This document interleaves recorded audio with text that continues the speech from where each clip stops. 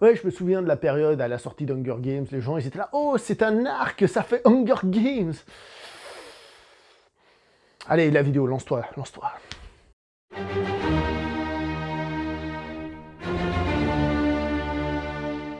Bonjour à vous cinéphiles, Robin des Bois, Prince des voleurs, la version de 1991 de Robin des Bois, réalisée par Kevin Reynolds, avec Kevin Costner dans le rôle principal, on a Morgan Freeman dans le rôle d'Azim, on a Alan Rickman, l'énorme Alan Rickman dans l'énorme rôle du shérif de Nottingham, on a Mary Elizabeth Mastrantonio dans le rôle de Marianne, j'allais l'oublier, on a Christian Slater dans le rôle de Will Scarlett. Je suppose que beaucoup d'entre vous ont déjà entendu parler de Robin des Bois, et si vous êtes comme moi, je suis sûr qu'une fois vous vous êtes dit, tiens, mais c'est quoi l'histoire originale de Robin des Bois? D'où il vient? Alors vous êtes mis à faire des recherches, et vous avez fait, oh, c'est trop compliqué, vas-y, laisse tomber.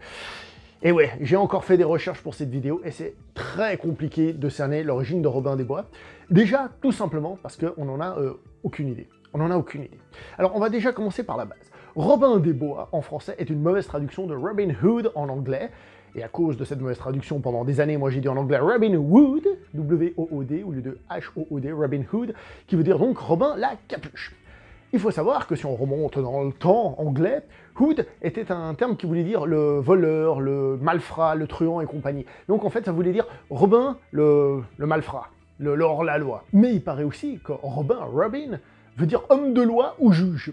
Donc en fait, on a ce côté justicier et en même temps ce côté voleur. En même temps, donc le voleur justicier, ça correspond à l'idée qu'on se fait un peu de Robin des Bois, mais c'est encore un tout petit peu trop simple parce qu'évidemment, il faut savoir que Robin, c'est quelque chose qui est resté, mais si on remonte dans l'anglais d'époque, et ben peut-être qu'il faut chercher sur Robert aussi, parce qu'on trouve parfois des Robert Hood ou des trucs comme ça. Mais cela reste compliqué puisque souvent on a dit de Robin des Bois qu'il s'appelait Robin de Locksley. Donc Robin de Locksley, L-O-C-K-S, Lox, d'accord? Mais il y a un endroit en Angleterre qui s'appelle Loxley, avec un X, L-O-X. Donc peut-être qu'il viendrait de là-bas, mais on ne sait pas. Bah oui, parce que la vérité, c'est qu'on ne sait pas qui est Robin des Bois, on n'en a aucune idée. On ne sait pas s'il y a un type à la base qui s'appelait comme ça, ou c'était un surnom, et qui a tellement marqué qu'il est resté dans les écrits. Est-ce que c'est quelqu'un qui correspond finalement aux légendes? On ne sait pas. On peut supposer qu'en fait, Robin des Bois, c'était un surnom qui était donné à plein de voleurs, en fait, les voleurs de grand chemin, on les appelait tous de Robin Hood. La vérité, c'est qu'on ne sait pas. Par contre, ce que l'on sait, c'est qu'à la base, c'était une tradition orale de chanter ses exploits, les exploits de ce Robin des Bois. Et évidemment, au fur et à mesure des années, au fur et à mesure des troubadours, chacun mettait son petit ingrédient en plus, donc sa petite modification. Donc, difficile évidemment de cerner comment était l'origine, l'histoire originale de Robin des Bois. Que cela ne tienne, en 1283, on a retrouvé, si j'ai bien compris, c'était une pièce de théâtre chantée, dans laquelle il y a Robin et Marianne. Est-ce que c'est le Robin des Bois et Marianne? Sans doute, oui, en effet, c'est la première trace écrite qu'on a de la chose. En 1377, il y a une pièce de théâtre dans laquelle un personnage avoue connaître toutes les histoires, donc toutes les chansons de Robin des Bois. Donc ça veut dire qu'en 1377, Robin des Bois était déjà une légende, il y avait déjà beaucoup de ces chansons qui étaient créées, et qui en plus étaient hyper populaires. C'est-à-dire qu'à cette époque-là, il était déjà légendaire. Donc sa légende vient de bien avant. Évidemment, par la suite, ces ballades seront imprimées et compilées, un peu à la manière finalement d'un Homère avec justement l'Iliade, l'Odyssée, qui avait repris des chants, des histoires et qui les a écrites. À la base, elles ne viennent pas de lui. Donc on a réussi à compiler ces histoires. Quelle version de ces histoires à travers les âges, c'est compliqué.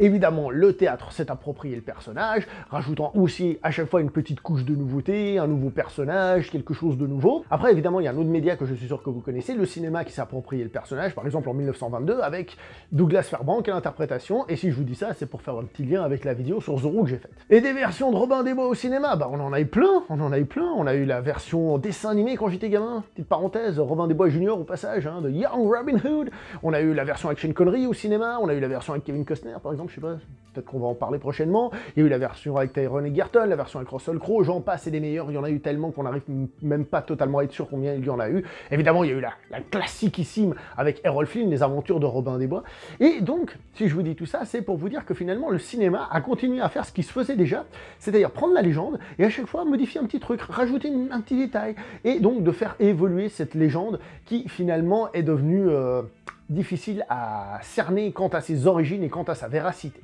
Ce qui est sûr, c'est que ce qui se rapproche le plus de la version Robin des Bois que l'on connaît, la version canonique que l'on connaît, qui elle-même a subi des modifications, vient de l'auteur Walter Scott en 1819, puisqu'il a écrit le roman Robin Hood, et donc c'est un peu la version moderne. Pour la petite histoire, c'est aussi l'auteur de Ivanhoe, si on le prononce un peu à la française.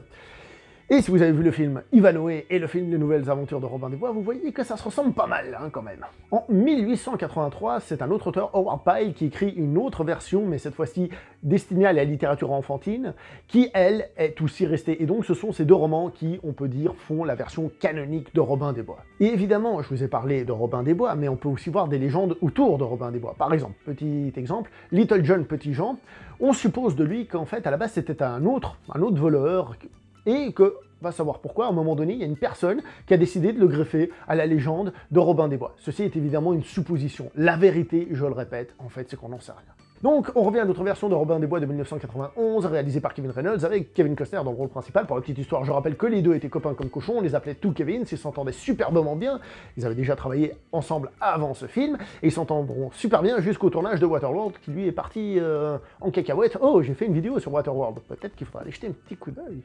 L'idée derrière ce film était de faire un film qui soit plus médiéval, qui soit plus proche de la réalité. Vous savez, même bien après, on a eu l'histoire vraie de « vous connaissez la légende, maintenant découvrez l'histoire vraie », blablabla et autres conneries du genre.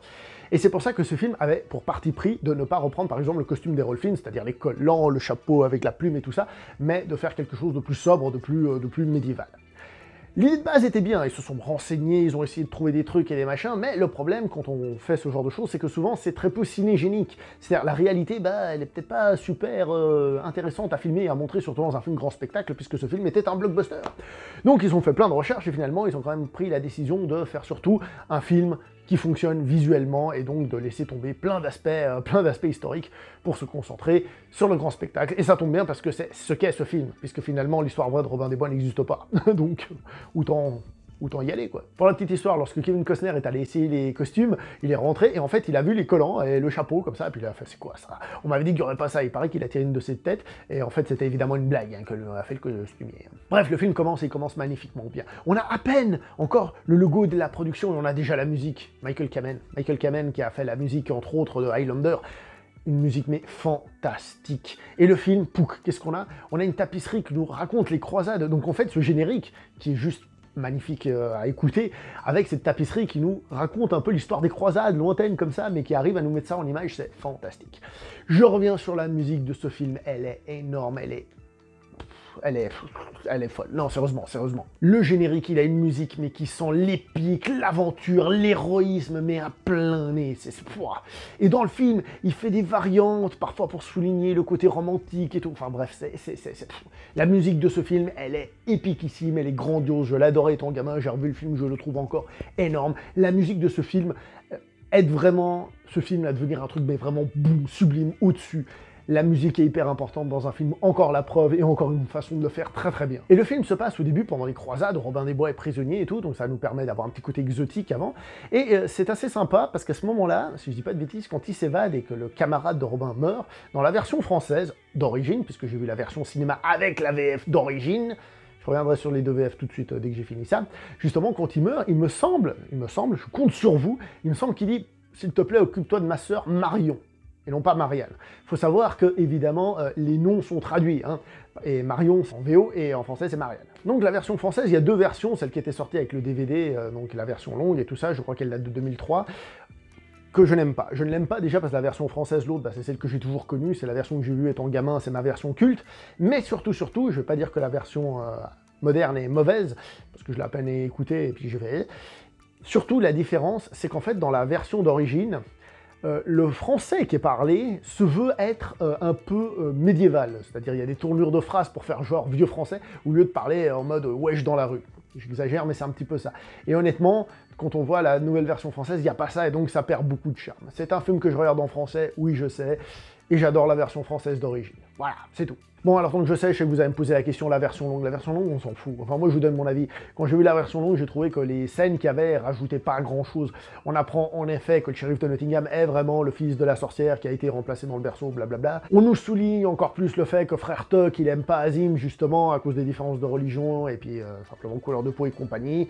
Chose qui est montrée dans le film de manière assez succincte, mais qui est quand même montrée dans le film à quelques reprises, donc c'était pas forcément très important. Donc honnêtement, voir la version longue, absolument, pas forcément. Voilà, c'est tout ce que je peux vous dire dessus. Et donc, on le sait, en s'évadant de cette prison pendant les croisades, Robin des Bois devient ami de Monsieur Azim. Alors, Monsieur Azim, c'est intéressant parce que, comme je vous ai dit, on rajoute des couches dans la mythologie Robin des Bois.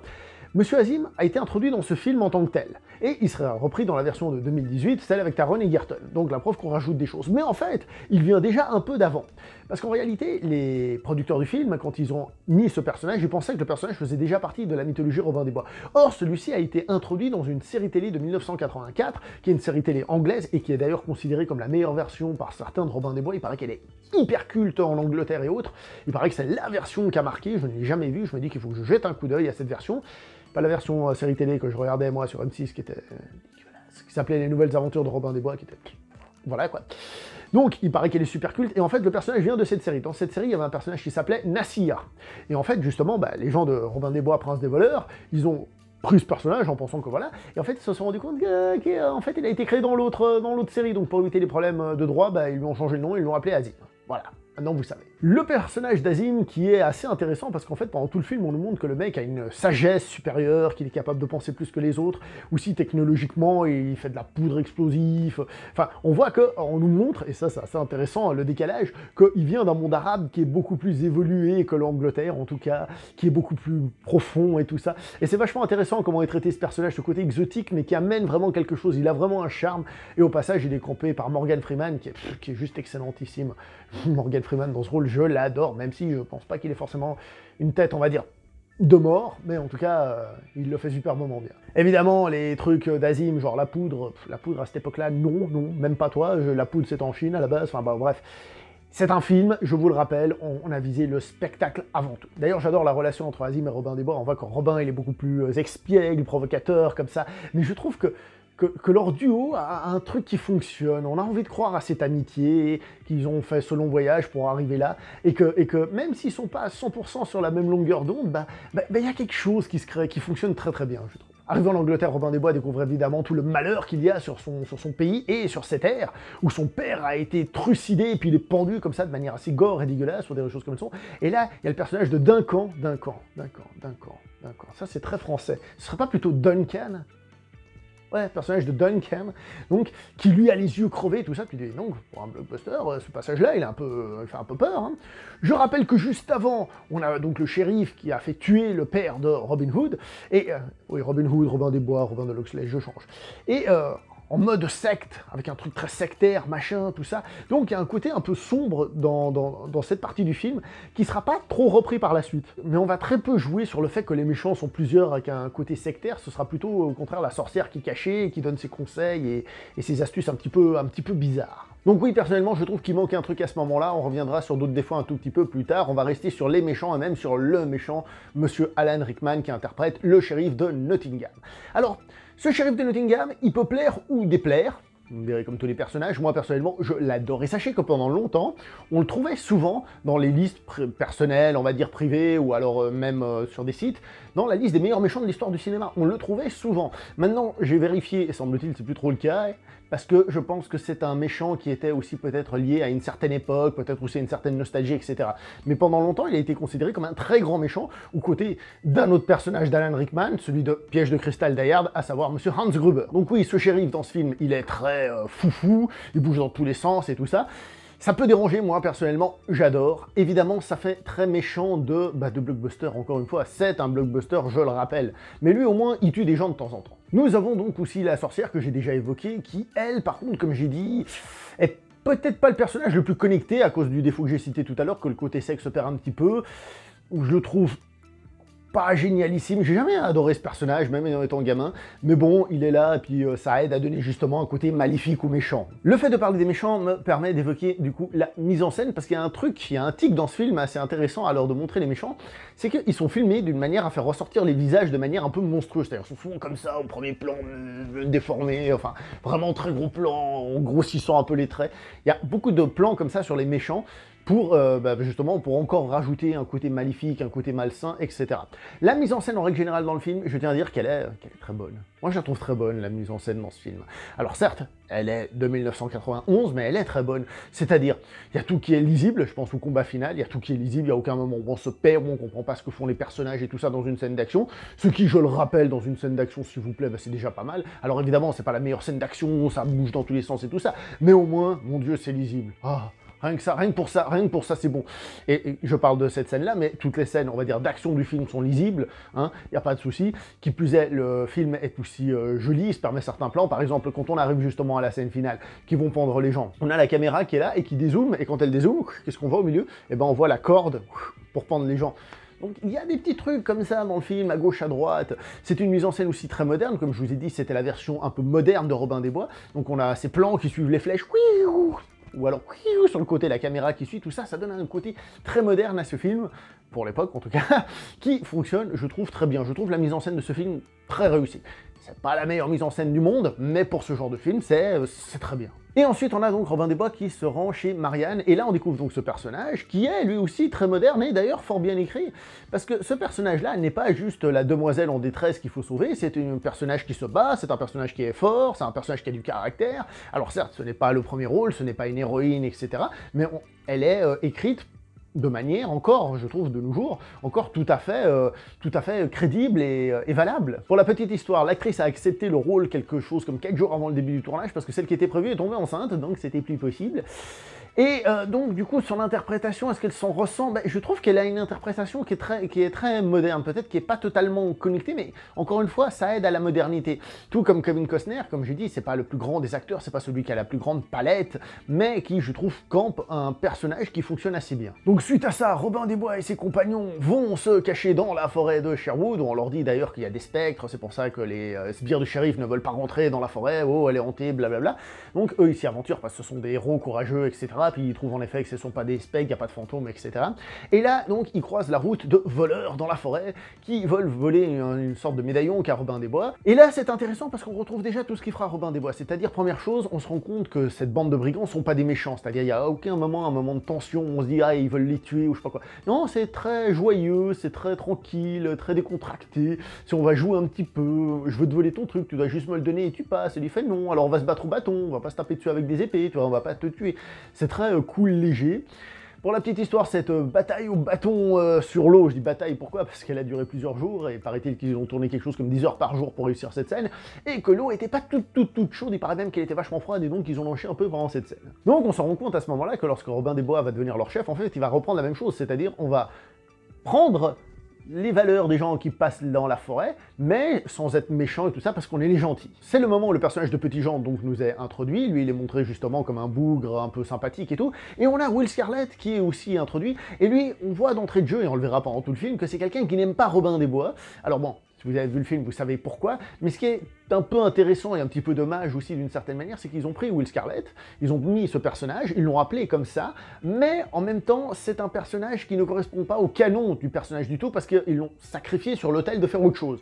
Est-ce que cette autre chose est intéressant? Personnellement, je trouve plutôt que oui, parce qu'il permet de développer une partie de la personnalité de Robin des Bois, qui est donc celle qu'avant de partir dans les croisades, c'est un petit con de bourge qui pensait qu'à faire des choses de petits bourges, hein, c'est-à-dire à faire l'amour et à s'amuser, en gros, pour faire simple.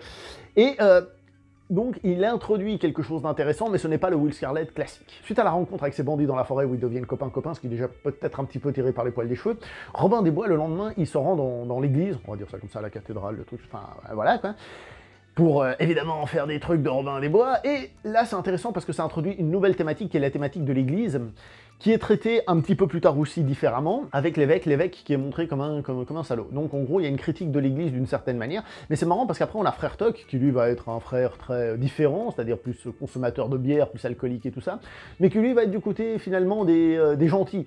Donc il y a une critique un peu de l'église, mais encore une fois, sans être agressif, on est dans un blockbuster, je le répète. Et à partir de là, j'ai envie de dire, c'est là que le film se lance vraiment, mais vraiment en mode légende de Robin des Bois, c'est là où il devient jouissif, honnêtement. Pourquoi? Eh ben parce que c'est là où justement les vols de Robin des Bois, des personnes qui passent dans la forêt ont lieu, ça s'enchaîne, il y a la musique qui est géniale, on voit qu'ils s'organisent, qu'ils tentent des pièges et tout, on voit Robin des Bois qui le fait avec une certaine légèreté, qui colle avec ce qu'on a vu au début du film, c'est pas une transformation, par exemple quand il braque une des premières personnes, c'est une demoiselle, et il lui fait « Ah, vos charmes et vos beautés devraient être vos seules valeurs », et hop, il lui prend les bagues de valeur en lui faisant le baisement, des choses comme ça qui sont très bien. D'ailleurs, j'ai cru remarquer une référence à Errol Flynn, peut-être que je me trompe, c'est juste une référence à Robin des Bois, peut-être que ça date de bien avant, c'est lorsque Robin des Bois bois sur une branche d'arbre, comme ça, il les attend, blablabla, et après il descend en faisant une petite culbute arrière. Je me suis dit, tiens, il me semble qu'il y avait ça, mais peut-être que je me trompe dans le film, donc Les Aventures de Robin des Bois, et pas Les Nouvelles Aventures de Robin des Bois, qui est la mauvaise série qui passait sur M6. Mais là, il y a déjà des trucs qui commencent à me titiller. Tout d'abord, pour essayer de capturer Robin des Bois, donc le shérif fait brûler les maisons du peuple,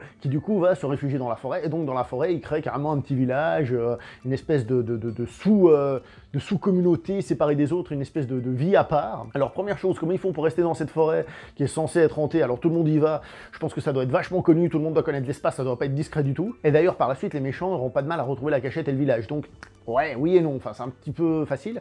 L'autre chose qui me pose problème, c'est le fait qu'en fait, ils ne volent que les gens qui passent dans la forêt. Mais je croyais que les gens ne passaient pas dans la forêt parce qu'ils avaient peur des spectres. Donc s'ils ont peur des fantômes, pourquoi est-ce que les gens passeraient dans la forêt pour se faire voler? Oui, je sais que c'est une autre époque et faire des détours ça prend plus de temps, mais et pourquoi est-ce qu'ils passent par là s'ils se font braquer? Alors au début je veux bien, mais au bout d'un moment, les gens sont un petit peu au courant quand même qu'il y a quelque chose, ils sont au courant qu'il y a un village, ils sont au courant qu'il y a des voleurs, et donc je pense qu'ils devraient faire attention. Donc là, ça me pose un petit souci. Et après, il y a l'autre moment, je me suis toujours demandé si c'était pas fait exprès de la part de Marianne, du personnage de Marianne. C'est quand le personnage de Marianne traverse la forêt, et qu'elle, elle se fait braquer. Alors, chose assez rigolote, elle se fait braquer par le personnage de Book et un pote. Hein. Les deux, ils sortent de manière un peu rigolote pour montrer que ça va pas être terrible, hein, justement, qu'ils sont pas dangereux, que c'est pas un vrai vol, un braquage comme les autres. Et là, ils se font maltraiter par Marianne et son compagnon, ils se font maltraiter. Et là, elle lui fait, ouais, tu vas nous emmener à Robin des Bois, machin truc, tu vas nous guider à lui. Et puis, ah oui, je vous y emmène, et puis on y va. Alors évidemment, la scène est décontractée, la scène est cool et tout, mais ça veut dire quoi? Qu'il y a deux personnes qui arrivent, seulement deux, pas spécialement armées, il y en a qui essayent de les braquer, ils se font avoir comme des merdes, la personne lui dit, tu m'emmènes voir Robin des Bois, puis il l'emmène. En plus, il l'emmène en train de se doucher sous la cascade. Pour la petite histoire, c'est pas Kevin Costner que l'on voit à poil dans le film, c'était un mannequin, ils ont pris. Mais bon, ça c'est un petit détail. Mais bon, bref, dans cette scène-là, c'est pas crédible, dans le sens où, encore une fois, la sécurité et tout ça, elle est où? Donc ça veut dire qu'en réalité, si c'était les sbires du shérif, laisse tomber ce qu'ils auraient fait. Ils auraient fait un carnage. Ensuite, on a tout le passage où Marianne est donc au village, et là, je suis presque sûr que c'est une référence à Errol Flynn, encore une fois, mais peut-être que je me plante, ça vient peut-être d'avant. C'est le moment où Robin lui montre tous les trésors qu'ils ont accumulés pour justement, par la suite, combattre le shérif et tout ça. Et Robin le regarde, il fait « Quoi, vous pensez que j'allais garder tout ça pour moi ?» Et ça me fait penser donc justement au film avec Errol Flynn, parce que dans le film avec Errol Flynn, il y a un truc où il le traite de voleur et tout, et puis lui il fait « Ouais, cet argent, est-ce qu'on le garde pour nous ?» Et là, il y a tout le monde qui se lève « Non, c'est pour le roi, machin, un truc bidule !» Ouais, je sais. Bon, bref, tout ça pour dire que j'ai cru voir une référence. Là aussi, on est encore dans le moment un peu jouissif, joyeux, c'est la fête, tout se passe bien, il y a le romantisme qui s'installe. Tous ces passages-là sont très bons, comme j'ai dit, ça fonctionne très bien. Et donc là, après, c'est l'attaque du village par les Celtes. Donc je rappelle, c'est le shérif qui a recruté des Celtes pour attaquer le village, parce que la sorcière lui a dit qu'il faut attaquer avec des Celtes, sinon ça fonctionne pas. Et ça annule un petit peu dans le sens où, ils ont attaqué le village, quoi, tout le monde sait où est ce village, hein, et même pas en fait, parce qu'ils ont utilisé une astuce pour faire venir d'un camp, enfin bref. Tout le monde le sait, c'est facile à trouver, ils ont même réussi à trouver une astuce, mais en fait c'était pas si compliqué que ça. Bon bref, on a cette bataille-là qui est très sympathique, qui est un peu la grosse bataille du film, hein, disons les choses comme elles sont, que j'aime beaucoup. C'est marrant parce qu'on voit que donc les héros arrivent à vaincre les ennemis, puis ensuite ils se font poutrer la gueule par l'armée du shérif qui était juste derrière et qui envoie ses flèches enflammées pour foutre le feu à tout. Tu te dis, mais pourquoi en fait ils ont envoyé les Celtes alors? Ils servaient à rien en fait. Surtout la sorcière lui dit, les Celtes machin, ils servaient à rien, il suffit juste de mettre le feu. Alors on peut dire en effet que l'attaque des Celtes a permis aux autres de se placer pour ensuite les prendre à revers et foutre le feu. Je suis tout à fait d'accord, là je chipote, c'est juste un petit détail. Là il y a des petits trucs aussi un petit peu dérangeants dans le sens où par exemple lorsque Robin va sauver, donc je sais plus comment elle s'appelle, on va dire la femme de Little John, il la sauve et tout, pas de souci, il la fait passer avec la corde de l'autre côté et tout, il reçoit la corde, et là, tout d'un coup, quand on lui passe, tout d'un coup, on voit que la corde est en feu. Mais avant, elle l'était pas, tout d'un coup, elle est en feu, là, comme ça, tout de suite. Petit détail, encore une fois. Ensuite, la corde lâche, il tombe, Robin est mort. Là, Robin est mort chez tout le monde va pleurer, les méchants sont tout contents, etc., etc. Et donc évidemment, il n'est pas mort, hein. Dans la suite du film, on voit qu'il ressort comme ça, avec une lumière dans le dos, comme ça, qui fait peut-être un peu exagéré, mais qui appuie bien le truc. Mais là où ça me dérange un peu, c'est plutôt le côté, il est mort ou il n'est pas mort? Bon, il n'est pas mort, mais je veux dire, comment ça se fait qu'il soit pas mort, ou comment ça se fait que les autres ont cru qu'il était mort? Je veux dire, ils ont dû voir quelque chose, les gens, ou alors ils n'ont pas dû voir, enfin... Les gens devaient être un petit peu plus au courant de la situation dans laquelle il était. C'est pour ça que je suis toujours un petit peu surpris par ce passage-là. Puis ensuite vient le moment du combat final, qui est déjà, lui aussi, un petit peu contradictoire. C'est-à-dire, pendant toute une période, tout se passe bien, ils ont beaucoup de soldats, ils sont populaires, ils braquent les gens dans la forêt, etc., etc. Et c'est au moment où ils se prennent une rouste, où ils sont pas beaucoup, qu'ils se disent « Tiens, on va aller attaquer le méchant, puis on va lui casser la gueule définitivement. » il fallait attaquer définitivement avant. Alors oui, on voit qu'il y a une construction qui était peut-être un petit peu moins kamikaze, un petit peu plus travaillée, on réunit l'argent, on essaie de voir ce que fait le shérif, etc., etc. Ça expliquera aussi un truc à la fin. Mais ça fait un petit peu genre, bon, maintenant qu'on s'est fait casser la gueule, on y va, on n'a plus rien à perdre, même si on aurait pu le faire avant, en fait. Encore une fois, d'ailleurs, une démonstration de femme forte avec la femme de Little John, que d'ailleurs Little John lui dit, écoute, retourne t'occuper des enfants et tout, elle fait, non, non, non, j'ai 8 enfants, c'est un sacré combat, je veux participer. Et elle participe à cette bataille finale. Bataille finale que j'aime beaucoup, plein de suspense, plein d'effets visuels, justement, la flèche qui est suivie comme ça, Robin des Bois qui tire avec le feu derrière lui, ça c'est un truc mythique, hein. D'ailleurs c'est pas pour rien que c'est la pochette, enfin l'affiche du film. Moi j'adore ce truc, je suis ultra fan. Donc le shérif il fait fermer les portes et il monte dans son donjon, ha ha ha. Et Robin des Bois, qu'est-ce qu'il fait? Il se met sur une catapulte pour passer par-dessus le mur pour arriver de l'autre côté. Alors là ça me pose un petit souci, c'est déjà la catapulte, bon, ça c'est un petit détail, mais historiquement c'est pas si précis que ça, hein. Donc prendre la catapulte et être sûr de passer par-dessus le mur et tomber de l'autre côté, c'est un peu compliqué. Heureusement, au moment où ils envoient ça, il y a le personnage de Will Scarlet qui fait un truc du genre « Waouh, ils sont passés trop fort !» Je crois qu'il dit, en français, il dit non de « vous savez quoi ?» Je ne veux pas blasphémer, d'accord? Et donc oui, ça passe bien, parce qu'on se dit « Ah ouais, c'est un truc de fou, même dans le film, tu vois. » Mais le truc, c'est qu'il passe de l'autre côté, il tombe sur de la paille pour amortir la chute. Et là, tu fais « Ah ouais, quand même, ça c'est chanceux quand même, hein. » Ça, c'est chanceux. Alors oui, quand ils se mettent dessus, ils te font croire qu'ils savent qu'ils vont mourir en mode on le fait parce qu'on va mourir, mais ça en vaut la peine pour essayer de sauver Marianne. Ils ont quand même eu du bol, hein, on va arrêter de se mentir. Et ensuite, on a donc le début de la bataille finale, le mariage forcé, où le shérif de Nottingham est pas très loin de violer Marianne, d'une certaine manière, hein, mais encore une fois en mode cool, blockbusterienne, hein, d'accord? Et il y a donc le combat final, la sorcière et tout ça, il y a juste un truc qui me fait triper, c'est à la fin, t'as le shérif qui tient donc son épée comme ça, la lame vers l'avant, Robin des Bois qui est comme ça, avec la lame ici, il s'est fait avoir, et là, il va le tuer, et qu'est-ce qu'il fait? Il fait... Et donc Robin des Bois a le temps de prendre et bam, de le planter. Et je veux dire, honnêtement, hein, il est à cette distance-là, t'as le truc qui est là. Si tu fais ça, surtout comme il le fait dans le film, tu crées un énorme espace. Forcément que le gars, il va avoir le temps de faire quelque chose. Je dis pas qu'il va s'en sortir, mais il aura le temps, soit un réflexe, un mouvement, il va essayer quelque chose, peut-être un coup de pied, n'importe quoi. Donc ouais, c'est bon. Bah, on est dans un film, je sais, mais bon, je peux pas m'empêcher de voir ce genre de truc. Et à la fin de tout ça, eh ben, qu'est-ce qu'on a? On a le mariage de Marianne et Robin, la paix est revenue, ils ont vaincu les méchants qui exploitaient le peuple à coups d'impôts, qui les affamaient, etc. Ce sont des héros. Et là, il y a Richard Cœur de Lion qui arrive, interprété par Sean Connery. Sean Connery, auquel on avait proposé à la base le rôle du père de Robin des Bois, parce que Sean Connery avait interprété un Robin des Bois vieillissant dans un film précédent, qui est d'ailleurs sorti en DVD, je crois, en Blu-ray récemment. Au moment où je fais cette vidéo, évidemment. Sean Connery, qui a d'ailleurs empoché un joli pactole pour une demi-journée de tournage, hein, il en a bien profité, le salaud, hein, il aurait eu tort de s'en priver. Mais là, ça amène deux choses. Tout d'abord, le fait que Richard Cœur de Lion, il arrive, et bah, justement, c'est le bon roi, celui qui aime son peuple, etc. Donc, en fait, ça va régler tous les problèmes du pays, tout le monde va être heureux, tout le monde va être bien, plus personne ne va souffrir de la faim.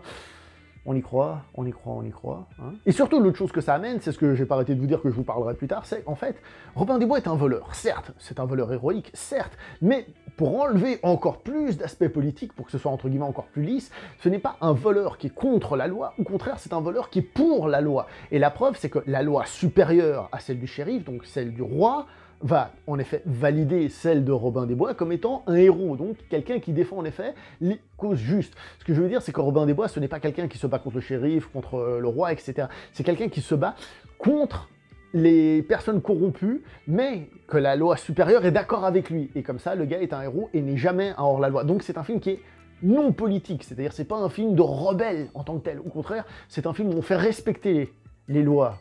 Vous voyez? Je profite aussi pour parler d'une absence, celle du Prince Jean, Prince John, qui est présent dans différentes versions de Robin des Bois, et qui là n'est pas du tout cité. Donc pour la petite histoire, Prince John, hein, donc King John par la suite, parce qu'il deviendra vraiment roi, hein, est souvent montré comme étant un des méchants de la mythologie Robin des Bois. Là, il n'est pas du tout cité, encore une fois, peut-être parce que justement le gars deviendra vraiment roi d'Angleterre par la suite. Et d'ailleurs, quand j'ai appris ça, qu'il était vraiment devenu roi d'Angleterre, donc le fameux Jean sans terre, hein, peut-être vous avez déjà entendu ce terme, et ben ça m'a toujours fait triper, parce qu'en fait on le combat dans Robin des Bois, on avait les films où c'est un peu un méchant, puis en fait il devient vraiment roi, donc finalement il accède vraiment au pouvoir, donc en fait ça n'a servi à rien.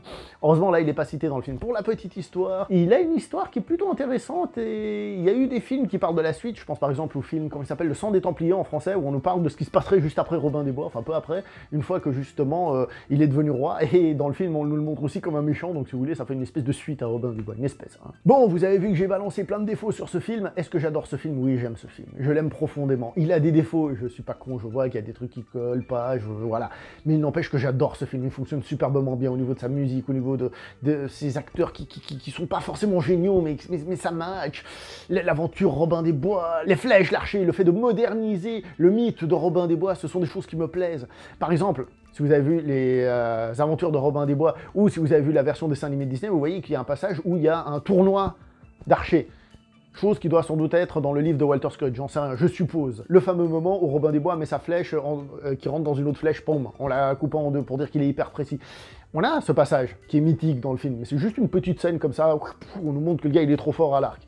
D'accord, ça n'y est pas. Et ça ne dérange pas, parce que le film fonctionne superbement bien. Il a ses défauts, oui, mais j'adore ce film. Et il fonctionne encore très très bien. Et quand je vois certaines nouvelles versions de Robin des Bois, on est loin, mais loin du compte de cette version-là. Très loin du compte de cette version-là. Voilà. Quelle note lui donner? Je pourrais pas lui donner un 10, parce que c'est un film qui a des défauts. Et je veux dire, on voit, il a des défauts d'un blockbuster, mais il a aussi des qualités d'un blockbuster bien fait. C'est un peu compliqué. Donc moi, je vais lui donner la très bonne note de 8 sur 10, parce que c'est bien mérité. Honnêtement, c'est un film que j'aime beaucoup, un film que je recommande, un film que j'aime d'amour, un film que je pourrais revoir et revoir encore, parce que j'adore. Il n'est pas parfait, je le répète, mais honnêtement, qu'est-ce que c'est bon. Qu'est-ce que c'est bon. Je vais m'arrêter là pour cette vidéo, n'oubliez pas de liker, commenter, partager, on se voit prochainement pour une prochaine vidéo. Jusqu'à là, portez-vous bien, ciao tout le monde.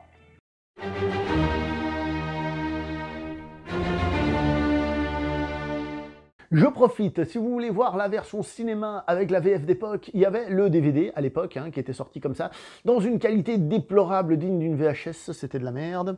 Il y a eu l'autre version qui est sortie, que je possède aussi, qui est la version longue avec la nouvelle VF, et donc ça me tue, parce que c'est un film que je veux voir en VF, et pas avec la nouvelle VF, et le voir en VO ça me dérange, et les scènes en plus m'en fous un peu, je voudrais avoir le choix entre la version longue, bref.